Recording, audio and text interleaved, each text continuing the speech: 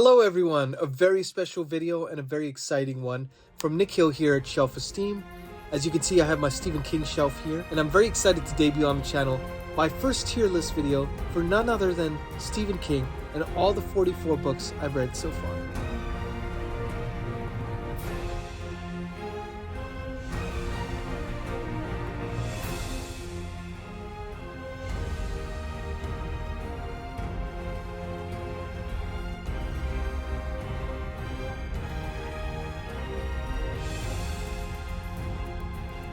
Hey everyone, welcome back to Shelf-Esteem. Again, I'm Nikhil. I'm a composer for film, television, and gaming, specializing in book adaptations. And today it is my great privilege and excitement to debut on the channel a tier list video. And for none other than my favorite author of all time, Stephen King. So I love the man. He was instrumental in a lot of the books that I enjoyed growing up. And when I rediscovered reading again in my adulthood, he has become kind of a cornerstone of my reading experience. So I love the guy, and every book that he releases, I'm a day one reader. So, I wanted to kind of do this tier list to kind of give my thoughts on each book that I've read.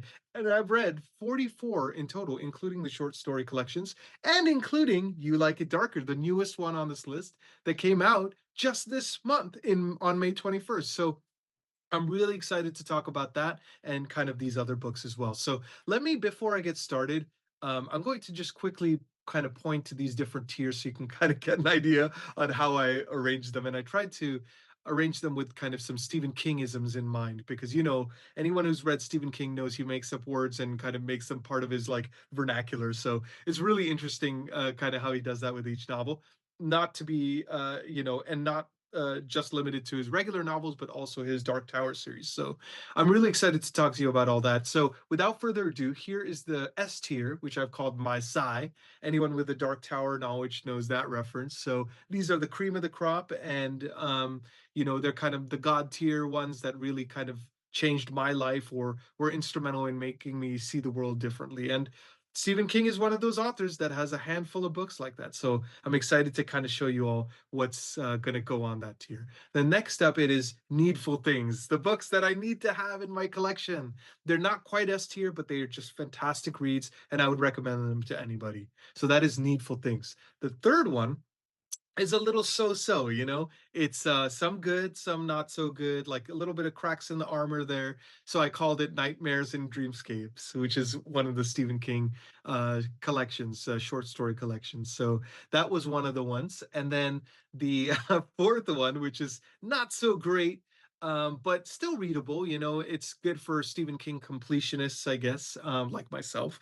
And that is Forgotten the Face of Your Father, which, of course, if you know The Dark Tower, you know what that means. I'm not going to spoil it if you don't, and it doesn't spoil it just knowing what it says. So, Forgotten the Face of Your Father is the D tier, I guess, and the F tier, the one that where I would say I would probably not recommend that one for myself. I just didn't enjoy that much, and that goes under Dead Zone. Now, thankfully, Stephen King is such a good author that there's going to be barely any in that category. And I haven't really planned these out beforehand because I want to give you my unedited thoughts like as I dive into this list. So, anyways, without further ado, we're going to go right into this. And this is my first time doing a tier list video, so please bear with me on any technical difficulties that can and will probably happen during this video.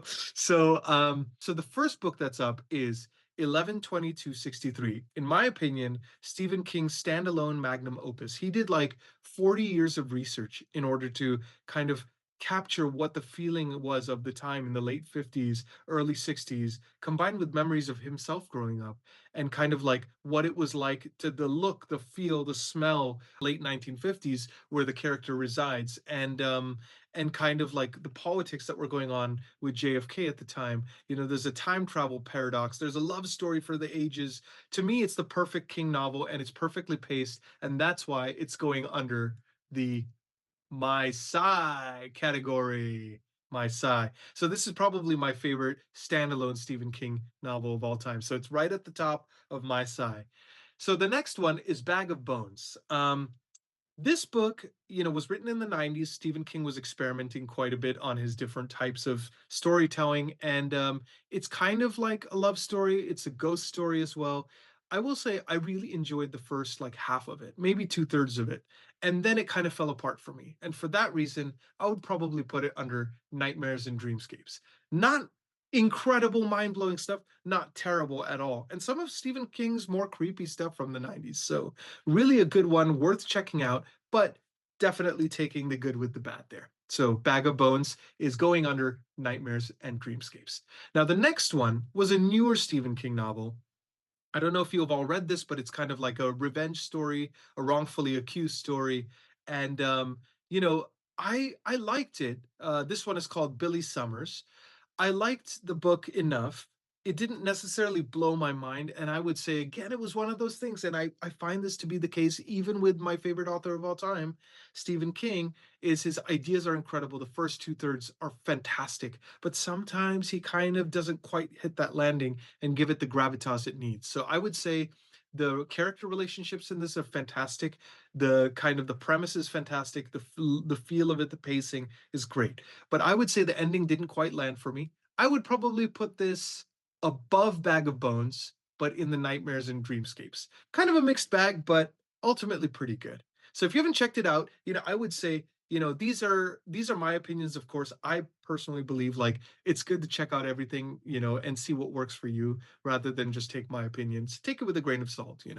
And also I just want to also mention now that I'm here, that this is kind of my list as far as enjoyment goes. This is not about like the unequivocal Stephen King tier list. This is the de facto, opinion to have, of course. This is just my opinion, my enjoyment, or sometimes lack thereof of certain aspects of the book. So I just want to give you my honest thoughts. But anyways, the next book on this list is Christine. Now, I think this book gets unfair treatment. I think a lot of people, feel it's more of a mixed bag, but I love the characterization in it.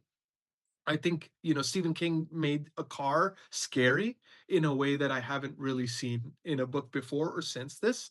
And he really toys with the themes of loving something and being obsessed with something, and how there's a fine line that you don't want to cross. And it's very hard to tell where that line is oftentimes. I think, one of the antagonists in the novel is probably one of Stephen King's better antagonists. And I find myself thinking about him just, as the days go by, like I find myself coming back to this novel in my mind's eye. So I would say for me, this one was in the Needful Things, a must read of Stephen King's. So the next one, I'm going to actually skip around here because I want to make sure that I kind of capture this Mr. Mercedes trilogy in order. So I'm going to first mention the first book, Mr. Mercedes. I think that opener is such a banger opener. It's one of Stephen King's great openings in a novel. And that is the first one, Mr. Mercedes. It was kind of when he was doing more of his crime novels, and it started character arcs that you start to see appear not only in this trilogy, but in other books as well later on, and including kind of one of his more recent books, which I'm going to talk about a little bit later. So I'm going to start with Mr. Mercedes. For me, this was S tier. I felt like the antagonist in it was downright terrifying. Kind of his relationship with his mom was really just uncomfortable, and it really gave pathos to his character and the evil that ensues.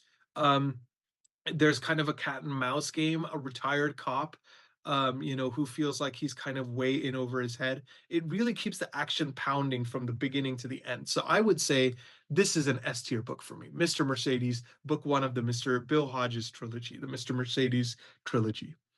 So the second one in that series was called Finders Keepers. And this is one of those rare instances where, for me, Finders Keepers ends up being even better than the first book. It really just captured you, and it kept you going from the beginning to the end. There was no slow parts to this book. I couldn't believe that this book was as good as it was. So Finders Keepers goes even above Mr. Mercedes in the My Sci category. You're going to start to notice I am very biased. So, as you know, I love Mr. King. So I'm going to probably be more biased towards the upper tiers. But, I'm going to actually kind of take a moment to rearrange anything that I need to at the end. And I would love to know in the comments also if you have differing opinions, because I always like to know. I don't care if we agree or disagree. Like, it's fun to talk about this stuff and, just talk about why we agree or disagree. We learn from each other after all, and our experiences are different. So, anyways, so the third book is called End of Watch. Now, this book for me, kind of fell apart. I didn't care for it that much. I think the premise felt a little flimsy to me. I felt like the first book ended a couple of different character arcs in a specific way where I felt like you didn't need to kind of revisit certain things. So for me, this was unfortunately, and this is contentious, I know, but it for me, this was Forgotten the Face of Your Father. It's obviously part of a great trilogy, so definitely read it. I wouldn't say skip it necessarily, but it isn't my favorite of the three by any stretch of the imagination, and it wasn't really, ranked high for me amongst Stephen King books. Now, the next one is a kind of a novella collection. So Stephen King wrote four novellas called The Langoliers, Secret Window, Secret Garden, I believe, The Library Policeman, I want to say, and Sundog. And I absolutely loved all four of the novels. Now, some were way more disturbing than others. Like Library Policeman is extremely disturbing, and trigger warning there. If child abuse and things like that are like present in that as a theme in that novella. So just take that warning going forward if you decide to read it. The Langoliers is one of my favorite things Stephen King has ever done. I felt like it was perfectly paced from start to finish.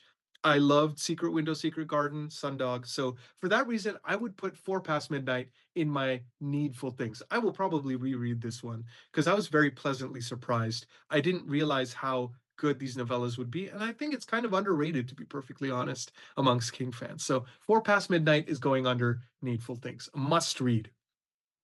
So now Full Dark No Stars, another kind of, I feel like this has been a while since I read this one, so I think, and correct me if I'm wrong, I think there was like a few novellas in it.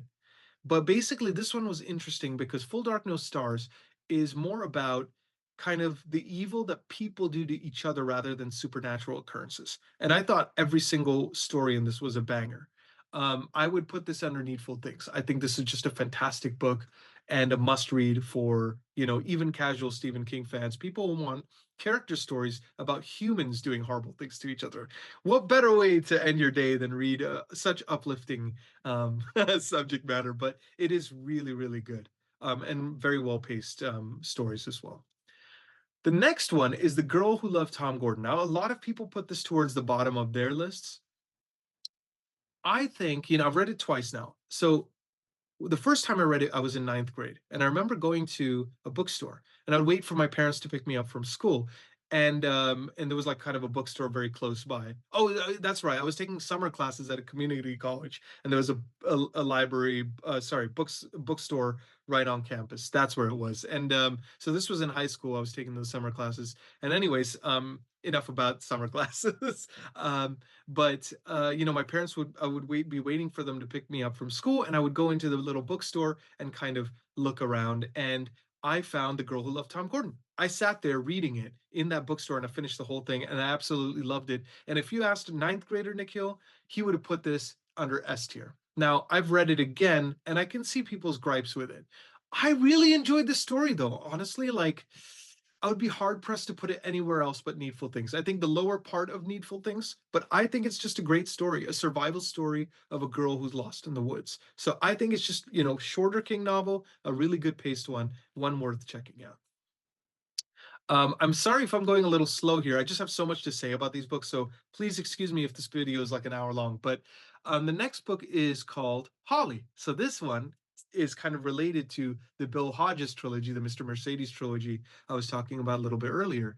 And interesting thing about this one is, it's kind of a story about two college, I guess, like professors who are like kidnappers and stuff. And this is not giving anything away because you find this out in the back flap of the book. But I would say this one was probably nightmares and deep dreamscapes and kind of moving towards Forgotten the Faces of Your Father. Like I liked certain elements of it. I liked the time jumps back and forth. There's a lot of that, and it kind of makes the mystery more intriguing actually. But I would say that the protagonist didn't really do it for me. For that reason, I'm putting it in nightmares and dreamscapes. If It Bleeds, I would say this. So this was a collection again of four novellas. There were two novellas I really liked. I want to say it was like, was it Mr. Harrigan's Phone was in this? And what's the other one? Crap.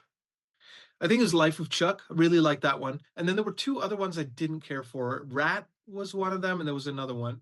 Oh, If It Bleeds. No, I think I liked If It Bleeds. I forget. I just remember this one I kind of remember a little bit less, but it was kind of more of an uneven King reading experience for me. And I would probably put it kind of to the bottom of Nightmares and Dreamscapes, at least for now. I think it was, good enough, but I don't think it really grabbed me and made me go, "Oh, this is King at his like firing on all cylinders." So, you could take it, you could leave it. I'm glad I read it, but it's not one that I would go, "Oh, I can't wait to read that again." Um, Insomnia. So Insomnia, funny story for that one. I DNF'd it when I first started started reading King. And this was when I was in high school, and it kind of felt a little bit boring for me because I was reading about two old people that are in their 60s, and that's like the last thing a high schooler wants to read. But then I tried reading it again last year, and I actually really liked it. Again, I felt like the ending was okay, but the Dark Tower references in it, and just kind of the feeling of like, what is it like to be retired and kind of feel like life has passed you by, that you're in the twilight years of your life. And I think I find that kind of fascinating as I get older. So I really enjoyed this. It wasn't a Needful Things for me, but it was at the top of Nightmares and Dreamscapes. So good and bad, but ultimately quite good. Now we're getting to some cream of the crop kind of stuff. So I would say it is probably, one of my all-time favorite novels. I, had started reading it when I was 13 and it was too scary for me. I put it down. I read it again a few years ago and it kind of catapulted me back into reading again. I mean, it's a 1,000-page novel and it's perfectly paced. I never felt like anything dragged in it. I really felt like Pennywise is iconic for a reason. And for that reason, I'm putting it in my sigh just behind 11/22/63 because that novel encapsulates everything I love about storytelling. But it is probably one of the best horror novels I've ever read. So, top of S tier alongside 11/22/63. Now, the next one is Joyland. So, Joyland, when I first read it, I actually quite liked it. It's a shorter read, hard case crime kind of a book. And I'm trying to remember more about it, but I remember liking it quite a bit. The character dynamics were really good. There was a feeling of like how it's like being a teenager, spending a summer working at like an amusement park, a little bit of a kind of a mystery and like a murder mystery, I think, too. And so I would put this under Nightmares and Dreamscapes, but I would put it kind of close to Insomnia. I felt like it was really good. I would highly recommend this. The only reason I didn't put it under Needful Things is because casual King fans may not necessarily get into it as much, but I really enjoyed this one. I would put it, maybe I might put it under Needful Things. I don't know. Let's see once we get through the rest of them. But later, I remember really liking it. It's kind of got a little bit of Sixth Sense feel, I See Dead People feel, and again, hard case crime kind of thing, but it was like moving really fast paced book. I like this one even more than Joyland, so I would put it at the top of Nightmares and Dreamscapes probably. Really enjoyed that one. Next one, Lisey's Story. So this one was actually adapted recently. I haven't gotten a chance to check the adaptation yet, but I really want to check it out because I think it might be, worth checking out. And for the reason of I liked parts of the book. I liked its investigation into marriage and kind of, what happens when a partner passes away and you're left to kind of clean up. Hey everyone, sorry about that. I'm doing a quick cut in because my audio dropped out in the middle of my Lacey story explanation. So just inserting this into there and figured I'd do it at my Stephen King shelf right back here. But yeah, basically what I was trying to say about Lacey's story is, it's a really interesting exploration of marriage and how there's certain secrets that are kept between the married couple, and then when the spouse passes away and the other partner has to kind of clear the estate, what other secrets could be unearthed? And I really enjoyed it. But I felt like there was a little bit of a supernatural element to it that kind of fell flat for me. So my final verdict, at least as of now, is there were some redeeming qualities of Lisey's story, but it definitely fell flat in a bunch of places. The supernatural element was kind of okay for me. It was a little bit hard to understand at times. So unfortunately, I'm going to have to say Forgotten the Face of Its Father, but still worth a read. But I will say it's for completionists only, at least in my opinion. I would love to give it a reread someday, but that's kind of how I feel, at least for now. Now we're getting into more iconic territory. So Misery. about every famous person's worst nightmare being captured by your fan and forced to do horrible things. And I would say that this is top of S tier for me. I would probably put it right behind it and above Finders Keepers. Iconic to the max, really well paced and plotted, some really disturbing scenes in it, but kind of a sense of adventure and like a cat and mouse game as well. So, highly recommend that one. Definitely at the top of my list, should be at the top of yours as well. The next one is Needful Things. This one is a front runner late in the game for me. I just read this like last year, and he paints this town of Castle Rock in a way that like I've never seen in a novel, where he has like, what, I think it's like 50 characters or something, and you know all of them by the end. And Leland Gaunt is one of the best king villains. I would put this, for me, this is an S tier. This is a must read, absolute one of his best and one of his most underrated. So definitely check out Needful Things if you haven't yet. The next one is On Writing. So this one is kind of parts autobiographical, and then parts, a little bit about the essence of writing, the craft of writing. And I thought that this is, among his better works. For me, as I'm not a writer by trade, and so it was fascinating reading about that stuff. I think it's a really well done book and a unique take on the memoir slash, writing advice kind of idea, concept. But I would say, for me, this was at the bottom of Needful Things. Definitely a must read, but I wouldn't say that like I enjoyed it maybe as much as some of the other ones on this list. So that's where I'm putting it for now. Pet Cemetery, the first King book I read, the one that started it all. For me, this holds a special place in my heart. I think about the nature of grief. And, as someone who's now older than I was when I first read it and have lost some people who are very close to me, grief has taken on a different turn. And what would you do to see your loved ones again? I think that's just a fascinating concept. This is just perfectly paced and plotted. I don't know where I'd put this. I want to put this either above or below it. Like, it has a special place in my heart because of when I read it, and I still think it's the perfect King novel, but it's not a magnum opus like it. So I think I'm going to put it right behind it, but this is kind of a tie for me. So this is kind of a tough one to really justify, but this is where I'm putting it for now. So in S tier and just below it. So the number 3 spot. Now, Revival. Oh my God. What an underrated novel, one of King's darkest endings.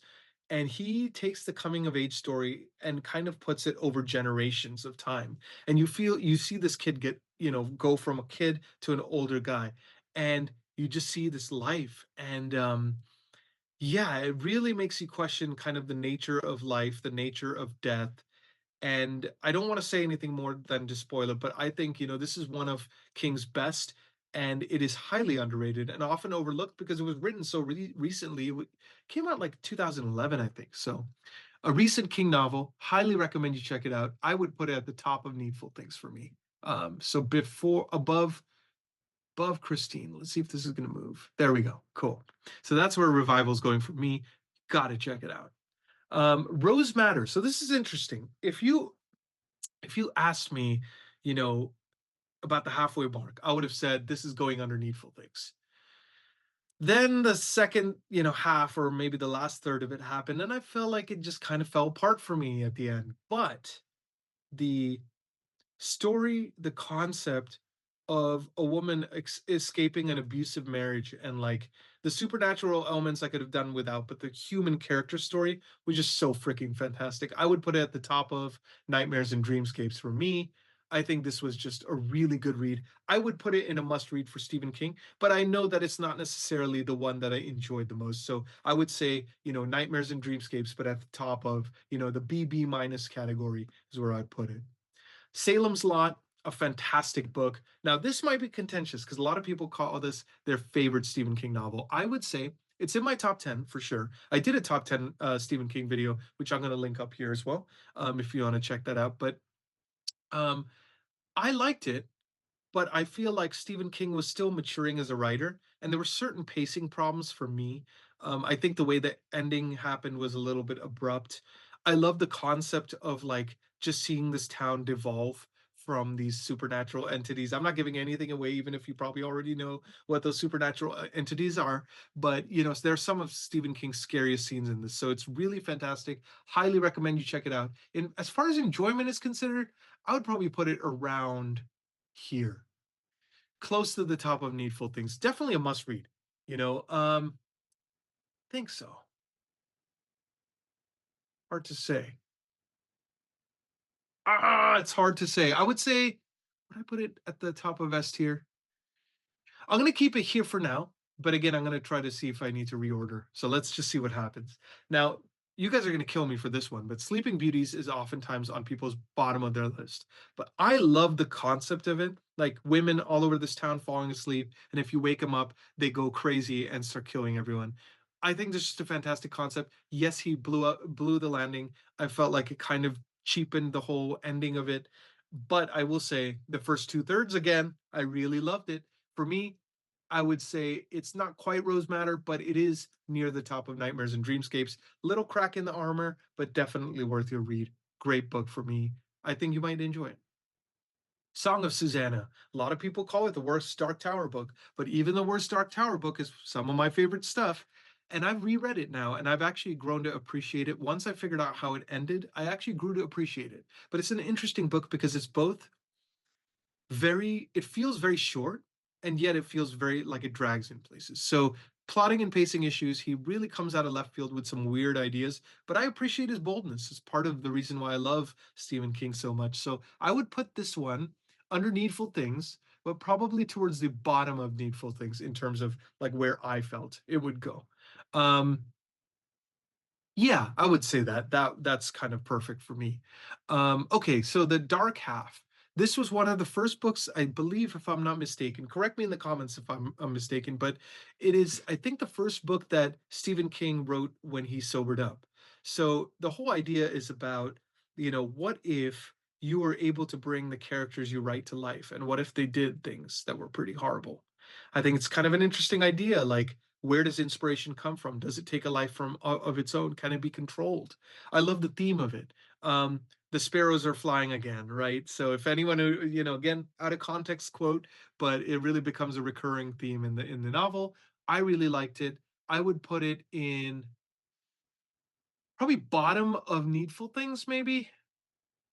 Yeah, I think so. I didn't feel like there were any cracks in the armor that really kind of messed this one up for me. But it wasn't necessarily like the most memorable, but I enjoyed it quite a bit. The Dark Tower, the last book. If you asked me the first half of the way through, I'd have been like, Forgotten the Face of Your Father. I felt like it dragged so much in that first half. And for a finale, you would think, like, come on, like, let's hurry it up here. But some of the concepts in this are fantastic. I think the ending is chef's kiss, brilliant. I think it's just, and I've gotten to reread it now. I'm on my second reread, and you just see so many things how he was signaling the whole time. This is where he was going. It's brilliant. I think it's poetic and it's beautiful. So for me, I would put this under Needful Things, a must read. I would probably put it around here, maybe. Maybe. I guess if you're reading Dark Tower, you're gonna want to finish it, but yeah, I would probably put it realistically around here. Needful Things. So that's kind of where I'm thinking. Um, so the next book is Dead Zone. The Dead Zone. I really like this book. I think, it's one of Stephen King's better ones. It's definitely underrated. And I think the idea of a guy going into a coma and waking up and being able to be prescient to see the future or see things that haven't happened yet. And so much of the political ramifications of things that are going on in the book, you see them echoing in real life, especially over the last like few years. And it's just a fascinating kind of a take on, like, what if you could change something, like rewrite history? Should you? Is that a power that you want to accept? I think it's kind of brilliant. So I love this one. I think it's really well paced. I would probably put it near the top of Needful Things. Was it better than Revival? Maybe around here. I'll say let's go here. So I love Dead Zone. Shorter book if you want to read a shorter King novel. Drawing of the Three, book two of the Dark Tower series. Oh yeah, S tier, absolute S tier. This is gonna go maybe right here for me. This one, when I first read the first book, I felt like a little bit mixed on it. And then I read the second book, and I read the first chapter of the second book, and that's it. I never looked back after that. That was the book that changed it all for me. The multiverse is explored, and the Dark Tower is expanded beyond the confines of the first book. I could not recommend it highly enough. That is an S tier for me. The Eyes of the Dragon. So I like this book. I think it's nice. You know, it was a book that a fantasy book that was Stephen King's first foray into fantasy, I believe. Wrote it for his kid, and it shows it's kind of a bit more of a kid's story, but with some darker overtones. I would probably put this under maybe how I don't know. Maybe it's kind of more mixed bag, but I did like it. Maybe top of Nightmares and Dreamscapes. I would say it's yeah. I would probably put it well maybe behind Rose Matter because I really did like Rose Matter. Yeah, let's put it there. Eyes of the Dragon. Um, Now going back to the Dark Tower, the Gunslinger. So if you asked me the first time I read this, I would have probably put it in close to the dead zone. I almost DNF'd it. I didn't like it the first time. On this reread, I absolutely loved it comparatively.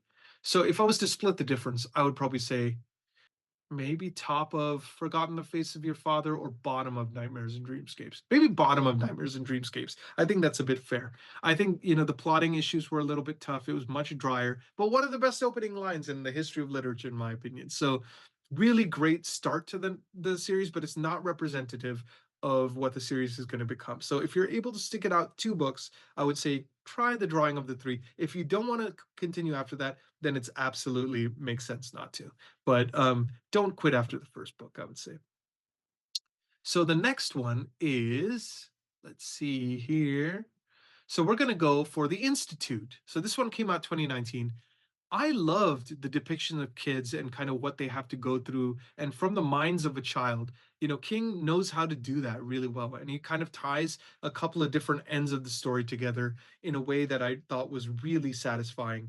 Um, I would probably put this under top of Nightmares and Dreamscapes. It was definitely good, but I would say there were cracks in the armor, especially towards the end. So, Institute, going right here. I'm just making sure I didn't forget any too. Okay, cool. All right.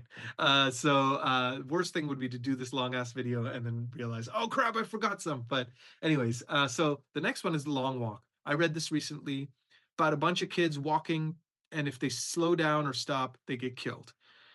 Kind of, Hunger Gamesy, probably started that whole idea.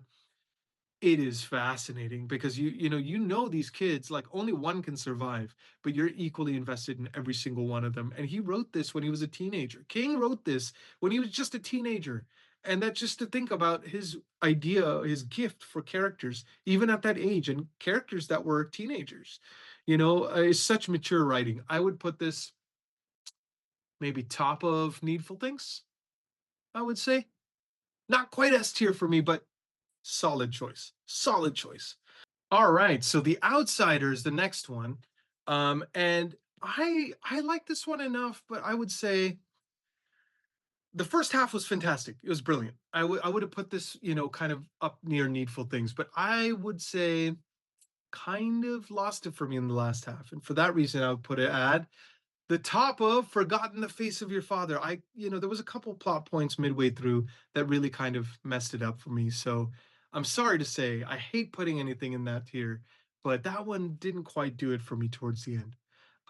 Now back to some more positives. So, The Shining. I love this book. Top 10 again for me. It didn't quite hit the same S tier for me that say Needful Things. Well, maybe it does belong in S tier, but I don't know that I would say it necessarily grabbed me in the same way some of the other books did. And I think the problem is like I watched the movie Stanley Kubrick's The Shining, many times before I read it, and I couldn't help but have that color my opinion of the book. And so, it's I know they're very different things, but it's just kind of hard to read it with an objective point of view. But I still loved it. I still loved it, but I would say, it didn't quite crack the very top spot for me. I'd probably put it just behind Needful Things in terms of enjoyment. The next one, though, is The Stand. And The Stand is a masterpiece. A masterpiece. I mean, this book, I read this. This was terrible decision, by the way. I highly don't recommend it. But I read this. during I think it was like the last week of March 2020 when the pandemic was officially declared and we were going into lockdown. I was reading The Stand about a plague that wipes out 99.4% of the population. But it was such a riveting read. And it was kind of cathartic actually to read it at that time because it was like, oh, things could always be worse, you know. And so I read it. I loved it. 1,100 pages or whatever. It was 1,200 pages, I think, was the unabridged version I read. Perfect, perfect book. So I would put this one in terms of enjoyment. I would probably put it right here. I just can't. I can't let go of these top three here, but I would say The Stand could be on top of anyone's list. So love that one. The Talisman. Oof, this one was tough for me. I think I would probably put it at the bottom of Nightmares and Dreamscapes. The reason being is I love the exploration of certain characters in it. But then again, the last half kind of lost me for it. I know I'm saying that a lot, and yet he's still my favorite author because his characters are just so good, his world building is so good, and his concepts are so unique. So he's just amazing. But sometimes those latter halves of the books are let down for me, and I felt that way with The Talisman. But I'm excited to check out The Black House, and maybe I'll reread The Talisman at some point. I was thinking of once I finish all Stephen King books, I'll do an updated tier list and then I'll do a reread of everything. So maybe you all can join me on that or something. But anyways, the Talisman is going to go up at the bottom of Nightmares and Dreamscapes for me. The next one, Wind Through the Keyhole. Now, I like this one enough. I thought it was good. I don't think it really necessarily belongs in Dead Zone, but I would say for the sake of having something in this tier, if there was anything on this list that would needed to be in this tier, as a story, it's really fun to read. Does it add anything to the Dark Tower whatsoever? I don't think so. I think you could perfectly skip this and be fine. If you're missing the characters, the quartet, and you want a little bit more, you can always read it, and it's good. But I would say Dead Zone only because it didn't quite match the other ones. Like you could skip this, and it would be perfectly fine. A very skippable Stephen King novel, but a good one. Not bad, not terrible. Under the Dome, brilliant. I loved it. 60 characters that you can all relate to, the idea of a dome coming down and separating a town from the rest of society, and what would happen to that town? What would happen to civilization and civilized society in the face of being cut off from the rest of the world? From start to finish, never dragged for me. I loved it. I would put it behind The Shining, but at the top in my side tier, my side. The Wastelands, the best Dark Tower book in my opinion. Oh man, oh man, oh man. You guys, I don't know. I don't I think I have to put it in my side, and I also have to put it. This one is the first one where you see all the quartet together, and you have like incredible characters like Gasher, the TikTok man, all these people. And I just thought that this book was it's a masterpiece. I've read it twice now. I loved it both equally. Even when you know what's going to happen, you love it. It's one of King's wildest, trippiest, yet well-paced novels. I would put it as my number two spot. I think it's even above it for me. For me, I think this one really just made me go, "Oh wow, this series could hold the keys to the universe." You kind of start to feel like that as you're reading it. So I felt like that with both these books, 11/22/63 and The Wasteland. So I think it's going top of my side there. The Dark Tower, Wizard and Glass. Oh God, what a masterpiece! Again, just under Wastelands for me, but I would say for the sake of this list, I would probably put it behind The Stand, maybe. But it is so freaking fantastic. It's tied with The Stand for me in terms of masterpiece. This book has so for those of you who don't know, in Dark Tower, there this is the fourth entry, and they have a 500-page flashback. And for some reason, when you read it, you are so riveted that you don't want to come back to the original story. Once the flashback ends, you want to stay there with those characters. God, you really understand Roland better as a character, and it's it's some of Stephen King's finest, I think. Then there's Wolves of the Kala. So a book that drags, but then the climax is very anticlimactic. Having said that, it has some of the better Dark Tower moments in it. So where would I put it? Probably, I would say definitely better than Sleeping Beauty's Institute. I would probably put it top of Nightmares and Dreamscapes. I think that's where it belongs for me. So that leaves the final book of the 44. and that is You Like It Darker.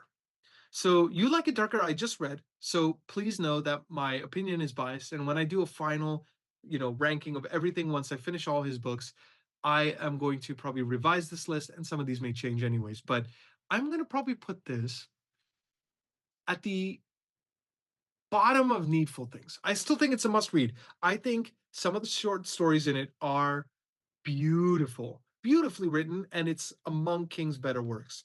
And they kind of really make you question life. The shorter stories, kind of the 10 pagers and things, I think were a little bit throwaway at times.